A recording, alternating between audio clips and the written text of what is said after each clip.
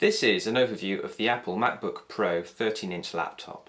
Apple laptops are typically considered to be very high quality, but they also typically come with quite a high price tag. And here it is up close. This is the 2010 version of the Apple MacBook Pro laptop. There is a slightly newer one, a 2011 version, but in terms of the actual design of the laptops, they are essentially the same. The weight of this 13-inch MacBook Pro is 2 kilograms. It's kind of a standard weight, slightly on the heavy side, but that is going to be down to its aluminium casing. And the aluminium casing itself is very nice. It's like a brushed metal look, and it is very nice to look at, this laptop, and it also feels very sturdy as well. So in terms of the ports and buttons to the exterior of the MacBook Pro, firstly there's the actual lid, and the lid just snaps down into place very neatly on top of the laptop. There's no kind of clasp or anything like that. I think it's probably a magnetic catch. That's really nice.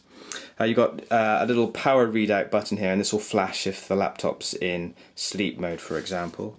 Moving around to the side of the laptop, firstly you have this button here, which when pressed tells you what the current charge is. I don't really use that myself. I think that's probably more of a gimmick than anything else. Some people might find that useful though. Moving on, you have your headphone jack and SD card slot, 2 USB ports, a mini display port, so you would use this port here to connect to your external monitor, for example, which is fine. It means you're going to have to get, it's not HDMI and it's not like VGA out, so you're going to have to get a specific cable, and Apple typically charge you about 20 quid to have one, which I always think seems to be quite expensive. You have a FireWire port here, Ethernet port, and a magnetic port here for your power cord. Now it's really good with it being magnetic because it just snaps into place really easily, and if say you're walking along and you accidentally catch the cable with your foot, the power cable just snaps out really easily. It doesn't bring the laptop with it.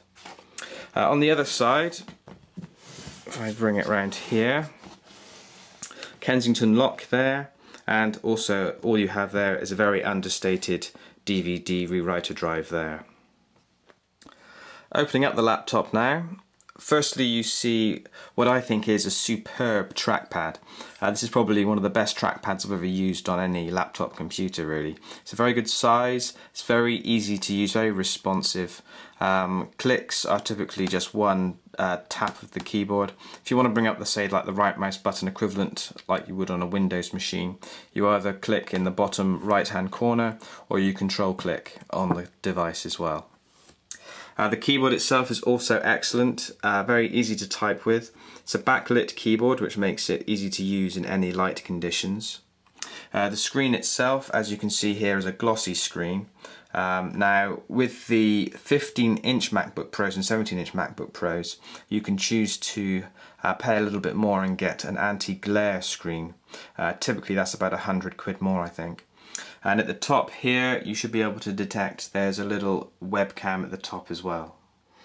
In terms of the screen on a MacBook Pro, I really do think it is superb, and it is probably one of the best screens I've ever come across on a laptop. The brightness and the contrast ratios really are superb. There is a slight drawback with the reflections. You might just be able to see some reflections creeping in here, and that is slightly annoying, particularly in bright light conditions, but as I did mention, you can pay a little bit more and get the anti-glare screen for your MacBook Pro, and that should help alleviate that problem somewhat. In terms of battery life, they say on the website that a MacBook Pro will typically last for about 7 hours. I've found that in reality though, you're more likely to get about 4 hours worth of battery life on average use with the screen set to moderate brightness. In terms of memory, the 2010 laptops typically came with around about 4 GB of RAM. That can be doubled up to 8 GB. However, with the 2011 version of this laptop, you can actually double that up again to 16 GB of RAM. I thought it would be useful to compare the MacBook Pro laptop that I've been talking about here with an alternative PC laptop, which is more of a budget, in the budget range. So this is the MacBook Pro, but beneath it here I've got a Dell. This is the Dell M5030 laptop, and Dell make pretty good machines. In terms of size, it's slightly larger at 15 inches as opposed to the 13.3 of the MacBook Pro. But in terms of specifications, it's got similar memory and hard disk size. It's also got a DVD rewriter. And also, if you look at the actual connectivity and the ports, they are relatively similar. It's got a VGA out port instead of the mini display port. But apart from that, it is essentially the same. So this Dell that I've got here is about a third of the cost of the MacBook Pro 13-inch. So what are the differences then? Well, the first differences to point out is that of build quality. This Dell is predominantly built out of plastic, and it definitely feels a lot less sturdy as opposed to the aluminium casing that you got on the MacBook Pro. It's probably slightly lighter as well as a result of that fact, but it doesn't feel as sturdy. Opening up the laptop, you'll see that it's got a similar trackpad and keyboard layout. The trackpad itself, again, is not as good. It's not as easy to use, and it's also slightly smaller. Also, you can't use the same amount of multi-gestures that you could with the Apple MacBook Pro. The keyboard layout is very similar, but it is an inferior keyboard. It feels more plasticky to use. The keys are not backlit either, as they were with the MacBook Pro. The chip with this one is an AMD chip as opposed to the Intel dual core chip with the MacBook Pro, and that might have some impact in terms of speed of using various applications. You'll also notice when using a laptop such as this that the hard disk is noisier, and you'll hear the hard disk running in the background. The other thing is the screen on the MacBook Pro is going to be superior to the screen on this one. The contrast ratios are going to be greater, and it's just going to look better basically. So with the Dell laptop, you'll typically be using Windows 7 as the operating system. With the MacBook, you'll be using macOS instead. Whether one is better than the other is quite subjective. Essentially, they both perform the same function. It's worth pointing out though that with MacBook you can dual boot, or you can run Windows 7 on top of your Mac operating system. There's software called VMware, which isn't too expensive to purchase, and it allows you to run both operating systems simultaneously. So does the superior build quality and design of the MacBook Pro justify the expensive or the massive price difference between the two laptops? Again, I think that's probably quite subjective. I think for some probably it is worth paying the extra, and for others it isn't. I would say though that you are probably paying quite a lot, or there's quite a premium associated with the Apple brand, and you don't necessarily get that with some other laptop manufacturers.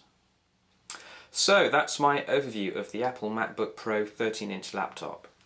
In conclusion, I think they are exceptional devices. The build quality and the design of the MacBook Pro really is excellent. The trackpad is probably the best trackpad I've ever used on any laptop. The keyboard is also very good. The screen is very bright and clear. It really is a very nice laptop to have. There is one downside with the MacBook Pro, and it is a pretty big downside, and that is cost. MacBook Pros are very expensive, and you are also paying a premium for the Apple brand, and that can be quite costly. So it's worth considering whether it actually is worth paying the extra money for a MacBook Pro as opposed to a PC equivalent, which will be potentially half the price.